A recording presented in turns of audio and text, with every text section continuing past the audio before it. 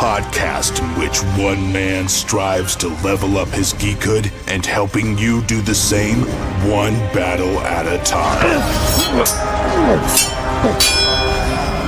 Now, let's get geeky with Gamer Leaf.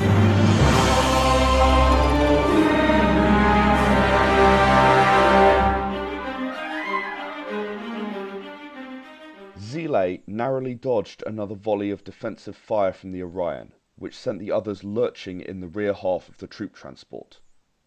While Kutsutas did an acrobatic maneuver to maintain her balance, Takahashi grabbed Dr. Kyurei and steadied her. Awuzie had prepared. She was safely wedged in a corner and remained unaffected. "Hey, will you watch it?" yelled Gaita, who had fallen hard onto his elbows. Takahashi helped him to his feet and then accidentally shoved him over again as the ship lurched the other way. "You know, it's not his fault," she said apologetically. "Anyway, better than being space-paced." "Yeah, if you're going to complain at someone, hop out the airlock and scream at the strikes the Orion is pointing at us," chimed in Steve Adams disdainfully. His respect for Gaita had not really improved since the first mission. While the sniper rifle had its uses, he wasn't so sure about the person behind the trigger. A bright flash engulfed the cockpit and shone through to the rear section. Styx Tyrion, squashed into the scanner seat, spoke in his heavily accented voice. "Claymore unit is down." Despite the rattling and shaking, a hush spread through the rear section. Kutsutas looked out the window, watching minor impacts on their shields, trying to understand the weight of what she had just witnessed. "I knew that coming into this, people would die, but somehow I never expected it to happen," she murmured, to no one in particular, still looking outside. "They have chosen to give their lives to help us get aboard the Orion. We have to save the Akauna system. In comparison, our lives mean nothing," answered Dr. Kyurei, a tear sparkling in her eye. Zile, silent as always, gave a predefined hand signal to the rest. Steve Adams struggled his way to stand over Zile and spoke up, rallying the team. "Into the drop pods, people. Time to do what no one else has ever done before." Dr. Kyurei climbed into the nearest drop pod, silently weeping for the lost unit. She was helped by Takahashi, who gripped her hand for a moment longer and slightly tighter than necessary, looking into her eyes with sympathy before closing the pod. Awuzie skillfully moved with minimum risk from her wedged location into another pod, and Kutsutas did an ostentatious backflip to land inside a third. Takahashi took the fourth, then nodded to Steve and activated the control to move them into launch position. The ship shook from a minor hit on the hull, the outer hull breaching. Gaita fell again, this time against an equipment rack, which toppled and fell on top of him. "You Ulutian klutz! Can't you fly any better than you shoot?" Styx Tyrion had extracted himself from his chair by this time. He moved over, using his forelegs for stability, and picked up Gaita with ease. "Show respect. People died," he said, and threw Gaita into one of the 4 now vacant slots. Then he scuttled to the back, slamming the door before Gaita recovered from the minor winding that had resulted. Styx Tyrion climbed into another pod and spoke into his radio. "Us ready." Steve tapped Zile on the shoulder. "Time to go." As one, they rushed to the remaining pods and slammed them shut. The drop pods launched simultaneously towards their target through the silence of space, as the troop transport spun off into the rings of the nearby gas giant Andastre. Silently, the 8 drop pods penetrated the shield of the Orion, thanks to their low velocity, and pierced the hull, leaking sealant foam to allow the occupants to emerge unharmed into the huge ship. Gaita led the way into the cavernous area which adjoined the weapon core, running to the furthest cover. "Keep firing," yelled Steve, as the rest of them ran in. He stood at the fore, enemy fire sparkling off his shield. "Hold this line!"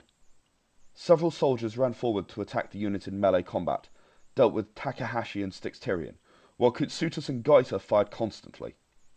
Awuzie laid traps to cover their inevitable retreat towards the core, while Dr. Kyurei filled the area with smoke to cover them, and Zile held back the bulk of the enemy forces with rocket fire.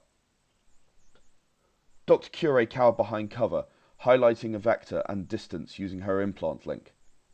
Although he dreaded what he might see, Steve looked up to see the looming shape of a disarm, an enhancement to the arms of the bug war. It was twice the height of a man, bearing rocket launchers and a shield so tough that wasn't man-portable. Styx-Tyrian, you're up! Styx-Tyrian dropped the severed arm of the soldier which was in his grasp and effortlessly crushed his skull. With an almighty leap, he began to grapple the disarm, fighting its hydraulic strength while keeping its deadly ordnance away from his unit. There are too many of them. We can't hold this, yelled Gaita, firing yet another shot which transfixed an enemy's skull. For once, I'm going to have to agree with you, replied Steve. Fall back, everyone, to the core. Get in there. Awuzia, find a way to close that door. Buy us some time. The unit backed up towards the strong blue light coming from the adjoining room, still under fire. At that moment, Steve's shield shattered, overcome by the density of fire on him. Come on, Styx, time to go, he yelled, still firing, feeling the impact of bullets against his armor directly. No. Go save them, the Zimian replied, through clenched mandibles, struggling against the strength of the disarm. Steve nodded and backed away through the door. The door slid closed as Takahashi stared at him in horror. Styx! He didn't make it. He kept the disarm off us, but... I hate to interrupt you here, but this thing's active. It'll reach full power in just a few moments. Dr. Curie placed her hand on Takahashi's shoulder. Can you shut it off? Asked Gaita. Not here. Not that I'm an expert. Zile? Zile inspected it for 10 seconds, during which every other member of the unit held their breath. Finally, he shook his head and looked at Steve. No. The bridge has locked us out. Looking at the specs, I can only see one way. If we were to introduce biomatter to this weapon core, it would disrupt the reaction. Probably destroy the weapon. You want us to walk in there? Gaita swallowed, backing away a step as he eyed the arcing blue energy within the weapon core. 8 lives for 14 billion? Yes, I do, replied Steve, without hesitation. Moments later, General James McLean, in command of the Orion, watched in horror as the new weapon self-destructed, becoming a blackened and fused pile of scrap before it was ever able to fire. Did that sound familiar to you guys? It didn't to me neither, but this is the story of a new Kickstarter game they have on, a role-playing game. It's called Air the Consortium, a universe of expansions 2, and we're lucky enough to have on the mastermind and creator of it, Ed. Is that correct, Ed? Is that how you fit into line with it? That's right, I'm the creator of it, yep. Cool beans. Well, before we get into that, let's rewind a little bit. How did you get into role-playing games? I got into role-playing games, so I've been role-playing a very long time. My first ever game was Travler, and I played that when I was quite young. What is that one? I never heard of that. Travler, it's one of the one of the major sci-fi RPGs. I should say I've always been a sci-fi guy. Traveller is probably the sci-fi game that I look at and I find inspiring for the sort of thing that I want to aim for as a sci-fi game creator. Later on, I was introduced to Dungeons and Dragons, of course. I also ended up playing a lot of Paranoia. And since then, particularly at university, I tried a lot of different games, including World of Darkness, more Paranoia, lots of Paranoia at university, along with a few homebrews that we created. And what happened next is at the university I went to, Durham University in England, we always run a 24-hour long game every year after exams are finished. And in this 24-hour game, the players literally play for those 24 hours, 6 sessions of 4 hours each. The GMs are the only ones who get some rest. And, you have a pool of sort of 6, 7, 8 GMs, depending on how many groups are playing. And a couple of them get 1 session off during the day. And what happens during this game as a tradition is it's a homebrew using sort of newly created rules and a newly created situation. So the year before I got involved with it, it was a low fantasy game. So there was a decision that it was going to be a sci-fi game, and being a massive sci-fi guy, I offered to give a hand sort of building the world. And what we came up with was sort of a prototype of what became Era of the Consortium over the longer term. We started with a few sort of tropes that were known, and we progressed those and made them our own thing. We then sort of added in new elements, such as the particular request was for alien races that I worked on. So I created the Ulutians and the Zimians, which I'd sort of originally created some years ago when I was sort of about 10 years old. I sort of built those up into a mechanically sensible set of races and imagined what they would look like and so on and so forth. So the original prototype of this game was actually at that 24-hour game. And, it was a great success, much as in the story I just read you, humanity and the alien races, so the Consortium, as we call it, was saved thanks to the actions of a few heroes. And I then moved on. I left university. I didn't role play at all for 2 years. I didn't know anyone who wanted to, and so on. But then after that time, I decided that I wanted to do more role playing. So I got together some family, some friends, some people from work who were interested. Sat them down in a room. Ended up being 11 people, which was a fairly ambitious group. And what we did is we played through a version of the same campaign that was sort of one side of that story that we'd started in the previous 24-hour game. Obviously, I put my own twist on it by then because I was the only GM rather than being with a team of 6. And when I finished that, my brother turned to me and said, "Hey, I'd really like to run a game. Can you write down the rules for me? Because I know you're sort of doing it from your head." By then, I knew the sort of adapted World of Darkness rules that we were using at the time, multiple D10 set. And I went, okay. So I started writing it down, and while I was doing so, I very much tweaked the rules based on the things I'd learned from the campaign that I played with my family and friends. So I showed this to one of my friends who, lives in Canada. We talk about random stuff from time to time. And I showed this to him. And he said, "Ed, this is fantastic. It's absolutely brilliant. You've really got to publish this."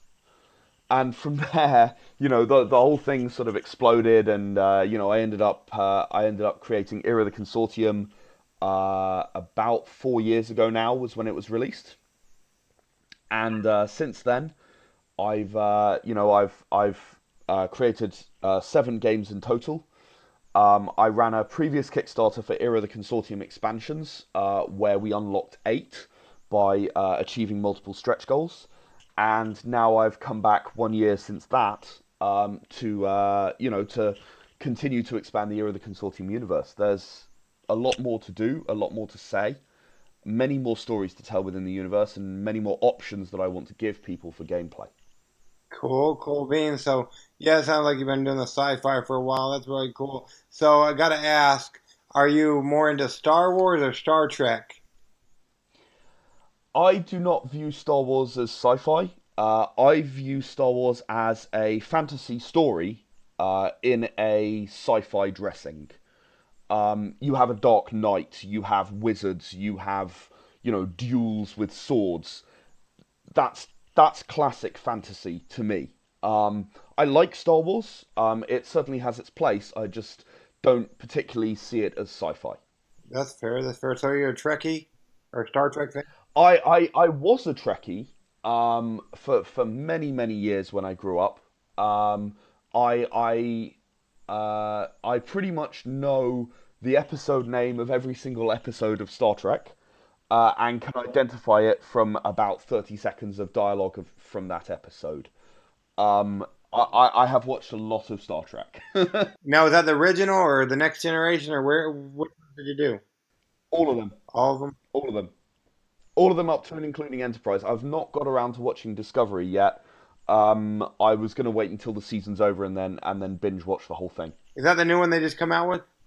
Yeah, that's right. Yeah. Oh, okay, cool. Yeah, I think I watched the first couple, the Next Generation, and then Deep Space Nine. I think that's where I ended up falling away from it, but that's really cool. So it says you've created 18 Kickstarters or whatnot. It's Aero Consortium. You've been doing that for 4 years.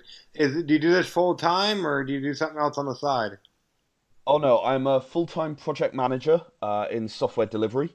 So I work a full-time job and I also do this. Also, 18 is a slight underestimation because there's also an SOV Comics account on Kickstarter, which now has several projects in it.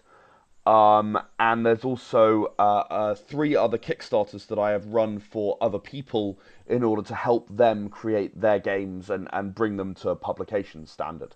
So it's nearer the 25 mark. That's the actual number of Kickstarters I've run. I've run quite a few.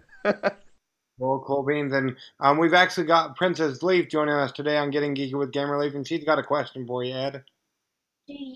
What was your favorite part of making it? Making Era the Consortium. Mm-hmm. I love sci-fi, as I think possibly I've mentioned, and the opportunity to make my own science fiction universe was one that I absolutely relish. And one of the reasons I keep coming back to this game to make more expansions is I'm not done creating this universe and telling this story. The rulebook itself contains 500 years of playable history. Now that sounds like a lot to read, I know, but it's designed in such a way that instead of having to read the whole thing, what you do is you actually jump into certain places in the history in order to play your favorite subgenre of sci-fi. Let's say, for example, you like the idea of colonizing a new planet, with all the dangers involved in that. You might jump in at the start when they're colonizing the very first planet after having traveled for 1,000 years in a colony ship. Or let's say you're more Star Trek. You're more of a Star Trek fan, you want to play that kind of game. You jump in a place where you're exploring a brand new solar system. That's just a little later in the story. You can do stuff about encountering a new alien race, a little later again, after they explore that solar system. You can do stuff about a war against an insectoid race, which is trying to wipe out the Consortium, which is by then humans and Eulutians, so 2 species. Sort of a Starship Troopers style game where, you are literally in all-out war and they're trying to destroy you. You can play cyberpunk by sort of going in during a particular technological revolution that happens a little later. You can play a Star Wars-esque game, and I know I've just badmouthed Star Wars, but I really do like Star Wars, I promise. You can play a Star Wars-esque game where you're really, you're the resistance fighting against the corrupt government, which is, oppressing people and so on. And that's actually near the end of the story where I just read from. And what I do is in the definitive version of the rulebook, which is available in digital format on the Kickstarter, is I actually made a list of every subgenre of sci-fi that I could think of and find referred to online. And I explained, okay, well, if you want to do this, go to this year. If you want to do aliens, then go to immediately after the Bug War and play in this location. And these are the kinds of stories you can tell. Okay, cool bean. So let's see here. Yeah, Dylan, that's awesome. So how does Kickstarter help you with the whole era of the Consortium? Kickstarter is a way that I've been able to reach out to people that would not have been possible without that platform. I am, as you might tell from about 25 projects, I am a massive fan of Kickstarter. I think that it's a brilliant platform. I think that it gives people amazing opportunities to do things that otherwise just wouldn't be possible. And, Kickstarter has given me access to an audience of people who want to see new things, who love games, who love innovation, who love the idea that people are out there trying to make stuff. And, people like yourself who talk to people who are on Kickstarter are exactly just as important. You're someone who helps to spread the word about those things a little bit further, to your listeners. This is a game that I've sat down. I know this is a family friendly podcast. I've sat down and played this with 6-year-olds all the way up to sort of 70, 75-year-olds. I played it with my grandmother once, who is 98, or was 98 at the time. She's now over 100. Oh wow, how'd that go? It was fantastic. She used to be an English teacher. She loves telling stories. She had a great time. Well, there you go. It looks like you got a 92-year span coverage for people to play Heir of the Consortium. That's awesome. Yeah, I mean, it's a game that really is able to speak to anyone. I run into a lot of conventions where role-playing games aren't even the primary focus. I recently came back from MCM Comic Con in London. It's our biggest UK Comic Con, as far as I know. I've sat down people who've never played a role-playing game before, who've never seen the point, or who've never really had the opportunity, and I get to sit them down. I get to play a game with them. I get to watch them have a brilliant time and go away as new additions to the community of role players, which is, it's phenomenal to be able to contribute that. It's absolutely fantastic. Cool. Yeah, that's what our podcast, that's part of the portion we're going to start doing here shortly. Me and my family will be doing different role-playing games or whatnot every Monday. And we had our fans try to decide a name. We got to go ahead and narrow that down, and then they won a prize. But we're going to start with, what is it called? It's called Too Many Bones. It's a dice role-playing game. It's based on dice as opposed to the pen and paper and whatnot. It's straight dice. Right. Yep.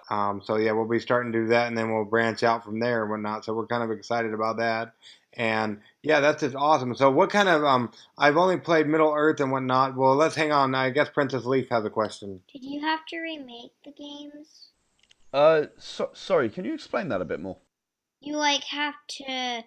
Did you mess up and then have to remake it? Have to make it again? I guess during playtesting, was there ever anything you had to cut out or fix? Oh goodness, absolutely. I was actually 2 years perfecting this game the first time round, and being able to get that right and get it correct, it took a lot of time. It took a lot of playtests, and the games that I've made since even have their own rules as well. As I've gone on and I've spent a lot of time making games now in different genres, I've begun to develop an instinct for what is going to work and what isn't. But playtesting is a massive part of any game designer's life, and actually hitting what's right first time is incredibly rare. You can get close, but no doubt, a playtest is going to show you something that you need to change. For example, I'm working on a horror game. Think Doctor Who kind of horror, sort of a suspense and a horror because you don't really understand what's going on kind of horror. I came up with the idea that what we wanted to do was have a building level of terror within the character. So as they experience these horror events, they become more and more scared. And they gain triggers, which if they see them, they'll just freeze solid. Like I can't cope with this. And the character will actually freeze in game, you see. I kind of had the basis correct, but what I didn't account for and what I had to change, for example, was that I had to sort of make sure that had a reduction between sessions, because while it's all well and good within one session, or even one campaign of a few sessions, to sort of build your horror and build your horror and build your horror, one of my characters got in a lot of trouble because they had triggers, and the triggers would continually happen, more so than other people's. And when you have triggers, you build more triggers, and it becomes sort of a massive sort of death spiral for your personality. So, what I had to do was figure out a way in which you can control that while still giving this feeling that, yes, if a monster of this type, which once upon a time ate you, and then you had to blast your way out of its stomach, if it comes charging towards you trying to eat you, then yeah, you're going to freeze solid, you're terrified. So finding the right balance between having them terrified, but not having them so that they become unplayable within 3 sessions was a very important thing that only was visible as a result of the playtest. So yeah, I mean, I'm always changing stuff in games I'm developing. Era the Consortium, sort of the core rules, the Era D10 rule set that I use, which for anyone who's listening who knows World of Darkness, I originally branched off that. It is a multiple D10 set. It does not have a lot of the things that World of Darkness has that I feel were perhaps the wrong approach to mechanics. I've done my best to sort of fix it into something that I feel works better, and a bit more smoothly and a bit easier to pick up in the first place. But the core rules are pretty solid, and that 2 years of development really allowed me to figure out what worked and what didn't. But as I add new rules, I add new stuff. And in a sense, also, in terms of the story, the expansions are my way of going, hey, I really wanted to include this in the rulebook, but I wasn't able to. There is a limit to how big a rulebook can be. 300 pages is quite a big rulebook, even when only 40 pages of that are actual rules. So the vast majority of my rulebook is history, characters, and equipment that you can have. It's sci-fi. You've got to have your toys. But the expansions, they give you the opportunity to do things such as have a new alien race turn up, and that extends the history. And it gives you the chance to have psionic abilities, so you can read people's minds or sort of mental lash them to cause damage against them, even though you haven't touched them. All of those sorts of things are things that I've wanted to add into the book, but they aren't necessary for gameplay. And in that sense, I would almost say that this is a case of me going back and having to change the game because it's not got everything that I want it to have in it. If that answers the question. Yeah, I think it does. Princess Leaf actually left us, but I believe it does. Cool beans. So, for those of us who are unfamiliar with the rule set you speak of or whatnot, so like if me and you were to sit down and play, besides the role-playing element of it, how would play sound besides, I guess, a bunch of dice hitting the table? What does play look like? Well, play looks a lot like the story that I read to you, because that story was actually based on the events of a session, which was from that original campaign that I mentioned with my family and friends. What play looks like is, for me anyway, I don't use maps very much unless I absolutely have to. I prefer theatre of the mind. So what play looks like is your character sheet is there. What you'll do is you'll say, okay, well, I'm gonna hide in the shadows and let the guards run past me.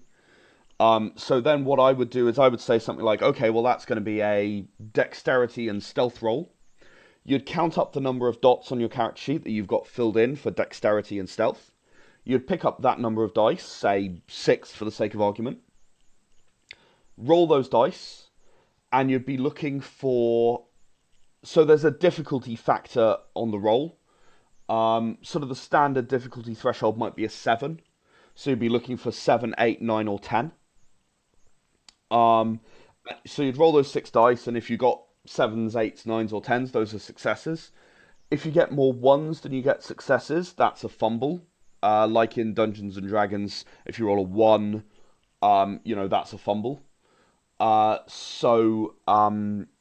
you might, instead of hiding in the shadows, you might try to hide in the shadows, trip over and fall flat on your face. The guards run up to you and point their guns at you. You'd then have to figure out what you're going to do next. Maybe you roll over and decide to shoot at them so that they back off.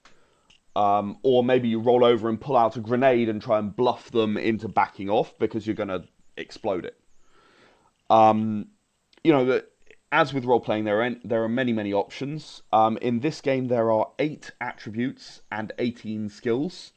None of them are directly linked between each other. So if, strength brawl is kind of the classic one. Everyone thinks, okay, well, I'm punching someone, I'm going to punch them as hard as possible. Well, that might be true, but maybe you're playing more like a Sherlock Holmes kind of character. You're watching for an opening, you're fighting intelligently, and you're going to attack them at the best possible moment. Then that might be intelligence brawl.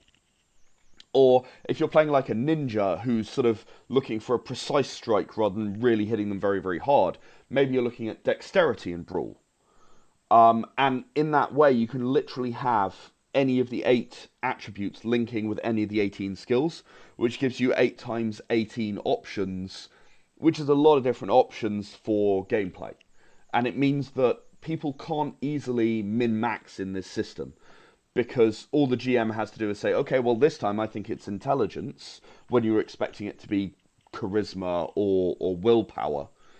And you're stuck. You have to actually roll intelligence, and if you've maxed out your willpower and you've got no intelligence, then you're really in trouble. So it encourages people, I feel, into better role-playing, because they have less of a tendency to go, okay, well, I'm just going to put all my points in that, and I'm going to be brilliant at that and do nothing else. Cool. Yeah, I really like that. When I played, it's been years and years since I played with me and my friends. We played Middle Earth Roleplaying, and I don't remember using any kind of maps or whatnot, but then I listened to a podcast called the Glass Cannon Podcast, and on a podcast, and they use a map and whatnot. So yeah, you can do all kinds of ways. And then on yours, because listening to the Glass Cannon Podcast, they actually play, what do they play? They play Star. No, not Star. Something. It's called Pathfinder, and they actually have all these kind of everybody gets like certain amount. So the dice doesn't really count. Like they have extra things that they add to their dice. Does your game do that as well, or you just say roll so many dice and then we check it from there? So what they do is they have a single 20-sided dice, and then they add modifiers. Now, to me, trying to do addition, multipliers, and so on, to me that breaks the immersion. I don't like to do that. What I like to do is make all of the complexity happen up front, right? When you're sitting down and developing your character, you're adding stuff to your strength, or you're putting stuff in brawl or whatever, and that defines the number of dice. So when you get to the actual roll, when you're in game and you're going, okay, well, I'm gonna hide from the guards, right? You're not wondering about, okay, so I got to roll a dice, and then I got to add 3 and subtract 2, and then multiply by 2, and then subtract 7, and then add 3 from all these different modifiers. All of that stuff already exists on your character sheet. You just look at your character sheet and you go, okay, well, I'm going to roll a dexterity and stealth, and it's going to be quite difficult, so it's going to be an 8 threshold, says the GM, right? So it's much more straightforward. It improves the flow of the game, in my opinion. This is absolutely personal preference. There is nothing wrong with doing it the other way. With doing it the way Pathfinder does, it's a very popular game. I personally don't like that rule set as much as I like sort of the more free flow rule sets. And I should say to anyone out there who's listening, who's a bit more of a crunch fan, who likes some mechanics, I play with computer programmers, mathematicians, physicists, and none of them have yet cracked the system and found an optimal answer. There is no optimal answer as far as I know. We've been going for 6 years, the 2 years of development, and then the game's been out for 4 years. I've been running Consortium sessions for almost all of that time. And no one has yet found a solution that always works every time. So if you find one, then please let me know, because it's probably a loophole that I need to fix.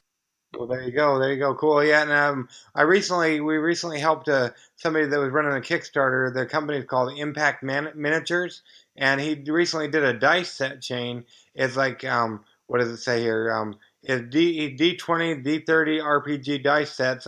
He did a new D17, D19, D26, and D28. He has them going all the way from all the evens from D4 to D30, and then all the sides from D3 to D20.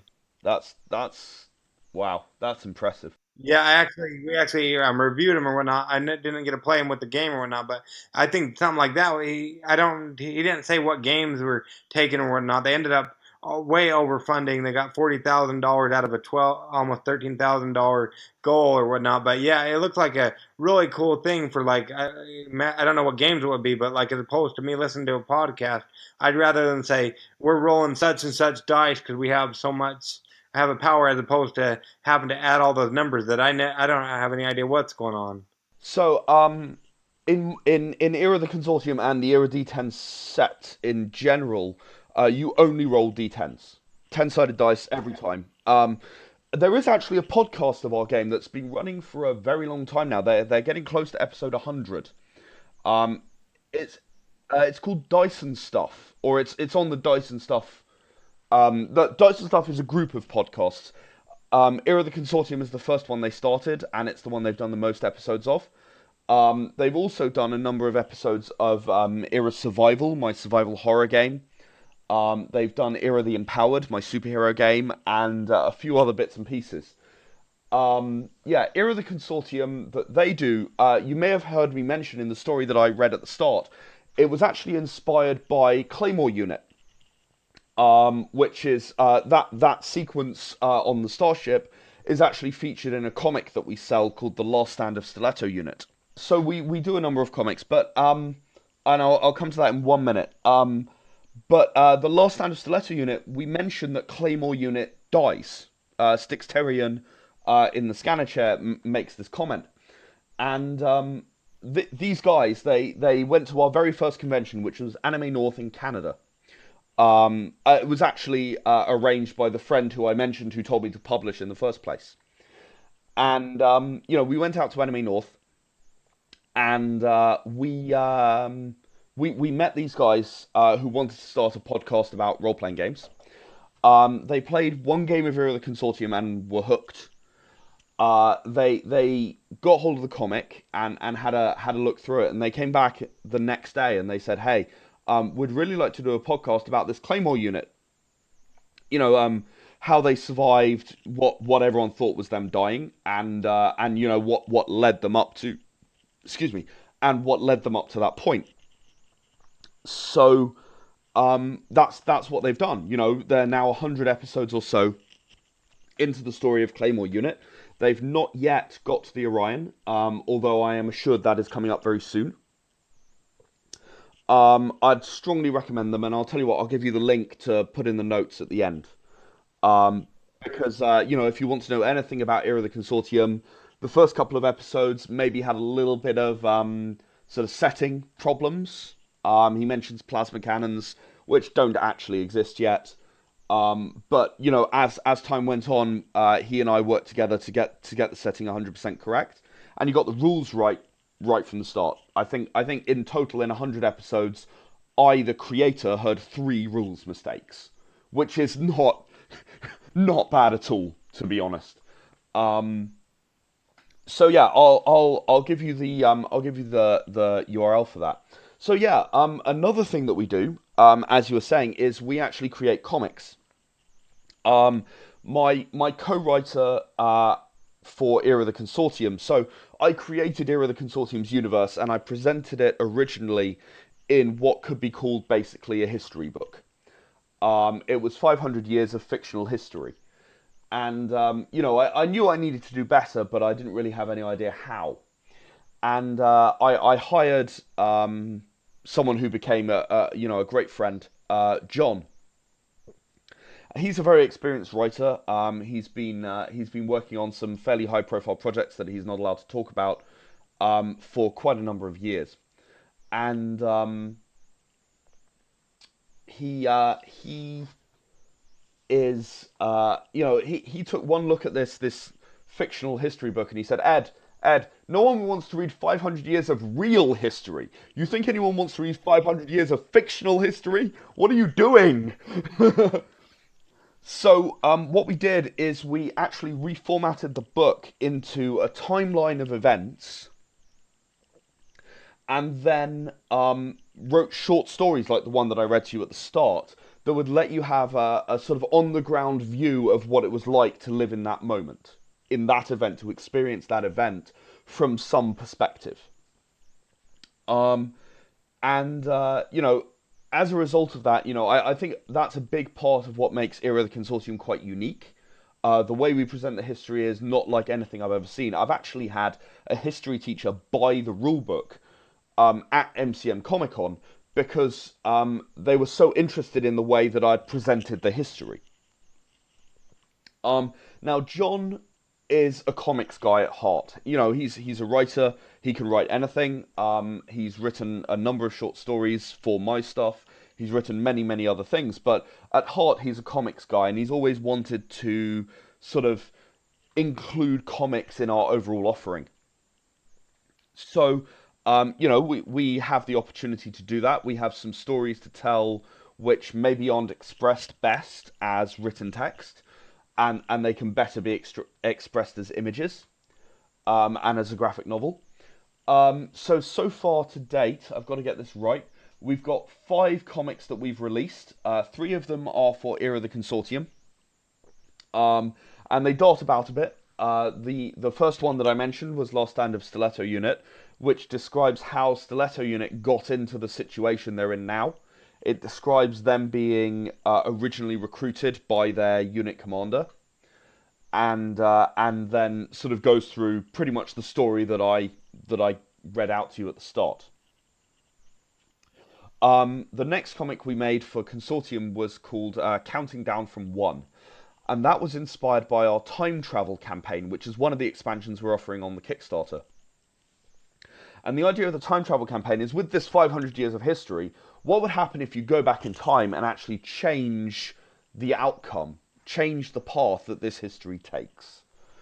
Would you be able to make it better? Would you be able to save the Consortium from a cataclysm that awaits it in the future that we don't know exactly what it is yet? Your characters are from the future, but we're never told what this cataclysm is, just that it was coming. So you travel back in time in order to do a few various things, notably to assassinate one of the most powerful people in the early years of the Consortium in order to equalize the power a bit more among the population. And this comic explores one possible outcome of that time travel. It looks into what might happen if a group were to attempt this. Might everything not go quite to plan? It's honestly, I think it's one of the best comics that we've written. I think Counting Down from 1 is good fun. The third one we wrote was about the initiation of the Bug War, which is that region of history that I spoke about, which is 184 to 202 CE. It's 18 years, which is sort of like a Starship Troopers kind of feel. Where you're being attacked by a whole bunch of bugs, insectoids, who want to eliminate the Consortium because they see you as a threat. You're at war. And this really is about the initiation of the Bug War, what happens that causes it, and the inciting incident. And particularly about Haishang Hayden, who is instrumental in the sort of the response that the Consortium has at the very beginning, and instrumental in ensuring that they are actually ready to fight this war and survive it. Again, it's a really good story, 22-page comic, and really follows the sort of the person who is the last person you would expect to be the inspiring leader, and her journey from being there to being the person who makes the Consortium go to war and be ready. Be ready for what is actually coming. We've also produced 2 Era the Empowered comics, which is our superhero universe. and those follow two of the superheroes through their sort of day-to-day adventures. We've got another third one for the superheroes coming out very soon. We're just finishing the final touches on that comic, and we're expecting to release it on Kickstarter before too much longer. So yeah, I mean we've got a lot going on all the time. I've actually got 9 games in development right now, plus the expansions for Era of the Consortium. All of the games, I should say this, all of the games have compatible rules. So they all run on the Era D10 rule set. Because of the genre differences, they all have sort of unique quirks to their rules. But equally, you can very easily transfer those quirks from one game into another. So if you wanted to play as, Era of the Consortium, you wanted to play sort of a survival horror mode, and you wanted to take the rules from survival horror, such as limited ammunition, or taking damage while you rest in an unsafe place, or weapons disintegrating in your hands when you use them too much, they fall apart. I've actually literally written an expansion called Era of the Consortium Revival, which takes those elements from the Era Survival rulebook and puts them in Era of the Consortium. You can literally do that. I've had other people take Era Balam, which is our Space Fighters game, and run, Era of the Consortium, and you go and hop in your fighter, and you roll a character as you would in Era Balam, and you fly around in your fighter for a while, and then you land, and you continue with your Era of the Consortium character sheet. The other one I've seen is someone wanted to play Starfinder. You mentioned Pathfinder. Starfinder is the Sci-Fi game from the same creators. I'm not sure how story-linked they are. I'm not an expert on Starfinder. But I am aware that, there's kind of space magic going on. So what they did is they took Era of the Consortium. They took the A New Dawn expansion, which I mentioned earlier, gives you psionic abilities. And they also took the Era Hitman, which is a modern superhero assassin game, where you're an assassin with superpowers. Think kind of Assassin's Creed, but if you had the ability to, reverse gravity from time to time, in a limited way. And what they did is they took those 3 things, they mashed them together a bit, so that they could go out and play sort of a Starfinder type game with all the space magic that they wanted. And they checked in with me not too long ago, and they're having masses of success. It's going really, really well. So yeah, I mean, all of these games are designed so that you can do that kind of merging. And that means that every time that I create an expansion for Era of the Consortium, if you're more interested in Era Survival, or maybe your group wants to try Era Survival, but they've played Era of the Consortium quite a bit, you can literally just grab stuff and put it in that universe, and it works really well. Cool beans. So now, really quickly, before per se somebody's falling asleep, it wouldn't be because of you or your game. It'd be because they're tired of listening to my podcast or whatnot. But they just jolted before they go into that oncoming traffic. They've just woken up. What's the elevator pitch on why they should back Era of the Consortium? If you like sci-fi, this game offers you every subgenre of sci-fi in one game. You don't need to go out and buy all kinds of different games in order to play. You don't need to learn 7 different rule sets to play the various bits of sci-fi you want. It's all there within the one game. That's the first reason. The second reason is that you get. I'm assuming that I am now talking to people who have never played Era of the Consortium before, who don't own a rulebook. You can get the definitive edition rulebook, which contains all of the history and the extra GM guidance about subgenres that I mentioned earlier, plus the 8 existing expansions, plus any new expansions we unlock with stretch goals. We've already unlocked 3, and we'll move on beyond that.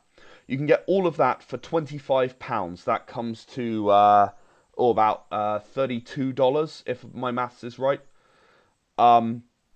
You get all of that for $32. You get these 12 books one of which is 420 pages long.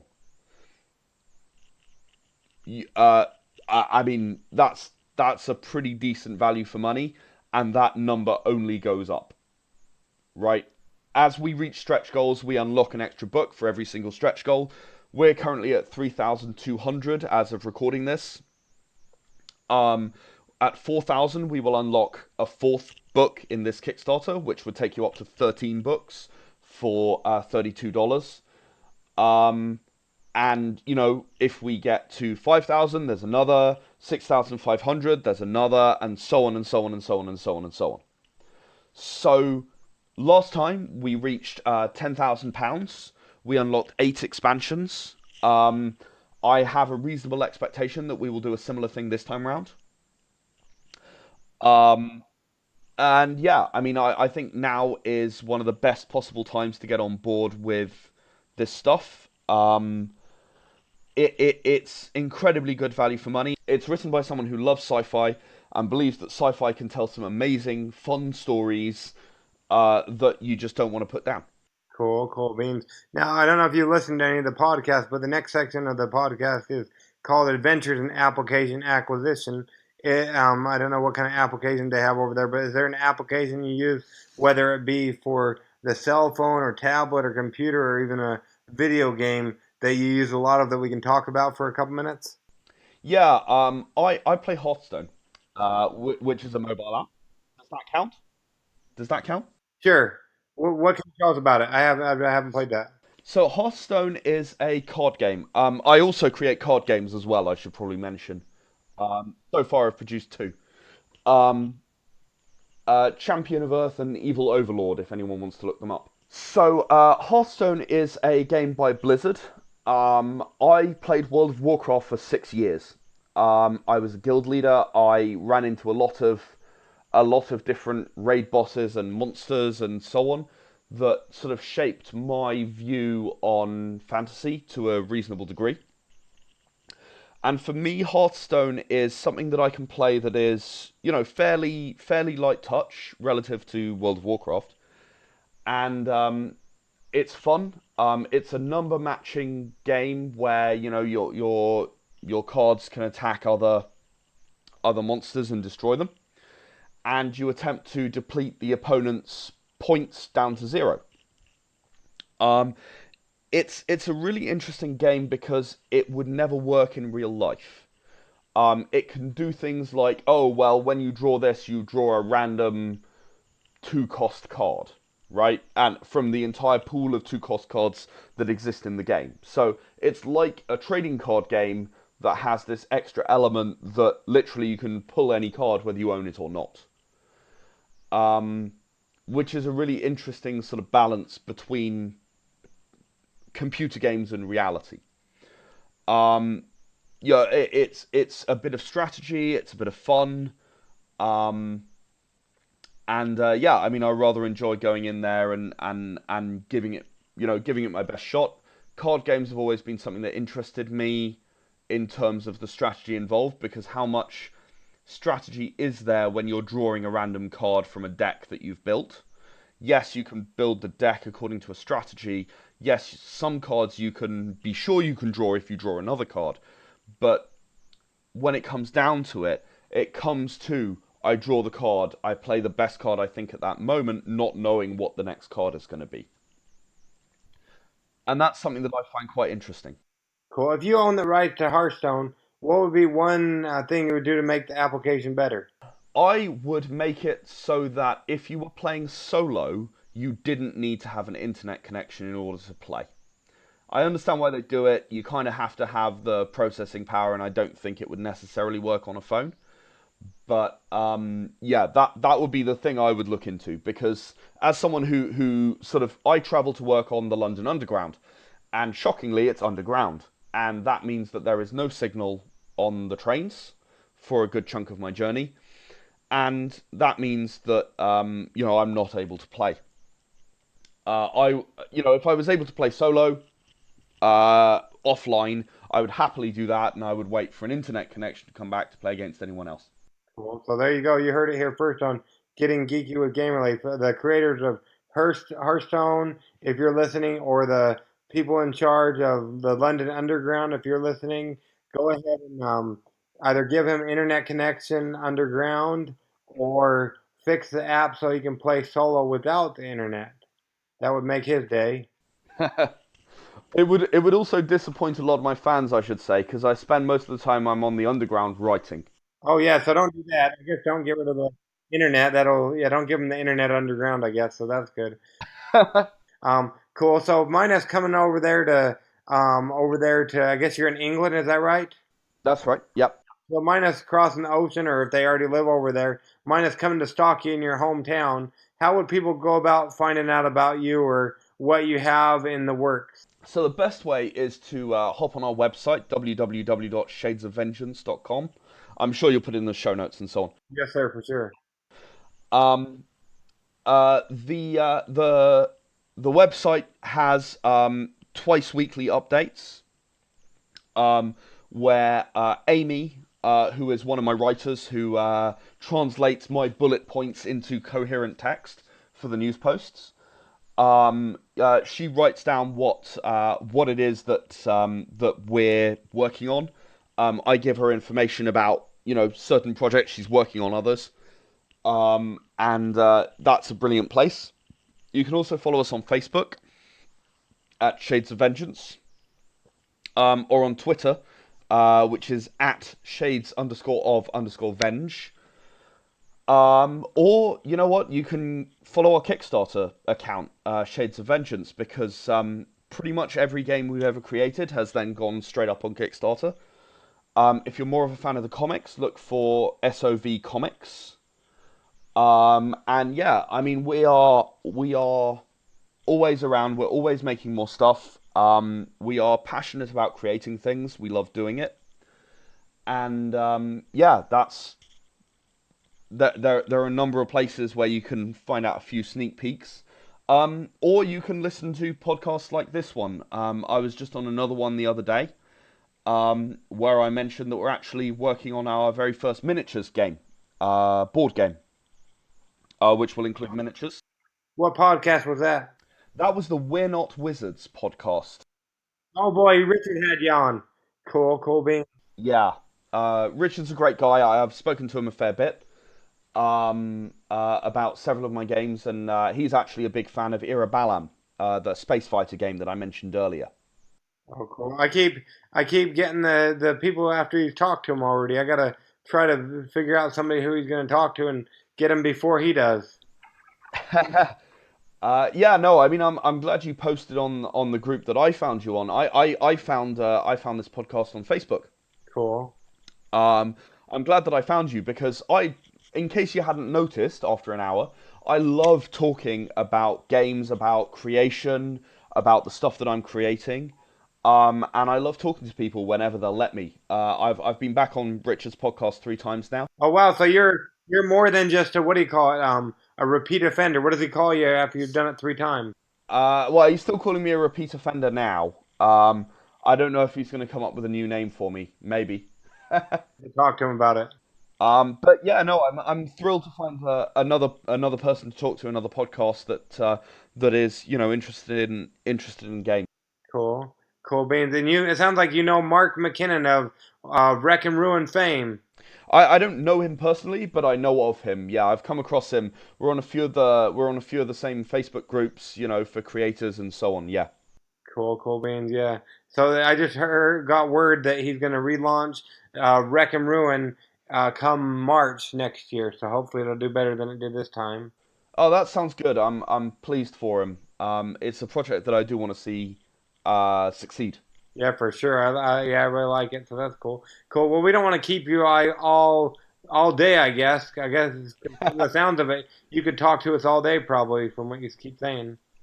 I probably could. I have many more things to say, but look on the bright side. That means I can come back and talk to you some more sometime. Assuming your listeners actually want to listen to me ramble more. Well, there you go. Yeah, I think we've had the same person on our podcast twice yet, so we'll have to see if we can get you back on. Do you know when you'll be launching another Kickstarter? I guess we can follow you on your website, but any dirt on that when the next one might be coming to the Kickstarter? Yeah, the next one is going to be one of two. I'm not sure which one it's going to be yet, and I know it's going to be in end of January, beginning of February time. It's either going to be Era the Empowered, the superhero game, with the core rulebook, which will finally include stuff like character creation. We launched a rulebook primer that was sort of a basic for playing the rules with pre-made characters. But the character creation in superhero games is a very complicated thing, which I'm sure I'll talk to you about on another occasion. Sure. But it'll either be that, or it'll be the horror game that I mentioned, Era the Chosen, depending on which one has the artwork ready first. Basically, the writing is pretty much done for both of them. And I will see which artist is able to win the race. Cool. So, yeah, I guess, who are you pulling for? Do you have a preference? I guess you want both of them to get launched, but do you have a preference on which one goes first? Oh, they'll both definitely be launched. My instinct is probably that Era the Empowered will narrowly beat Era the Chosen to the punch.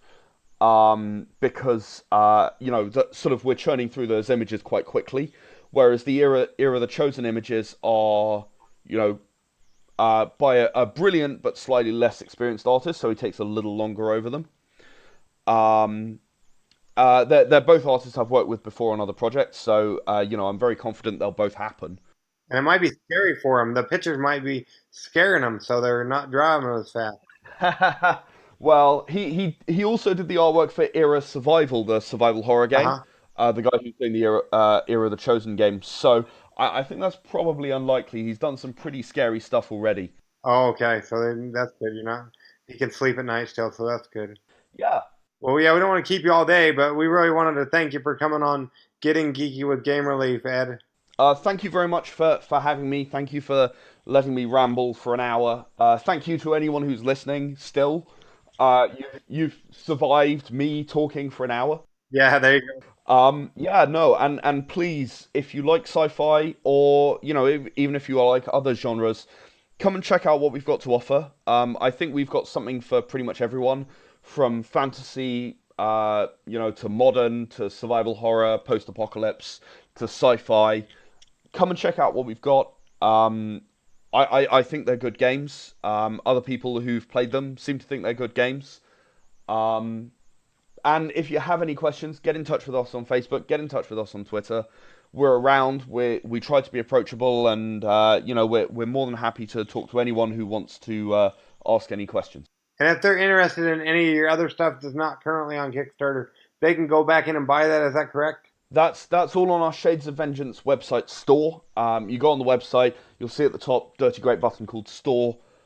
Click on that. It's all in a giant list, separated by game. So if it's Counting Down from 1, the Era of the Consortium comic I mentioned that you're looking for, just go under Era of the Consortium and look for Counting Down from 1. Well, once again, we'll let you go. We don't want to keep you all day, but we really appreciate it, Ed. Thank you very much again. No problem.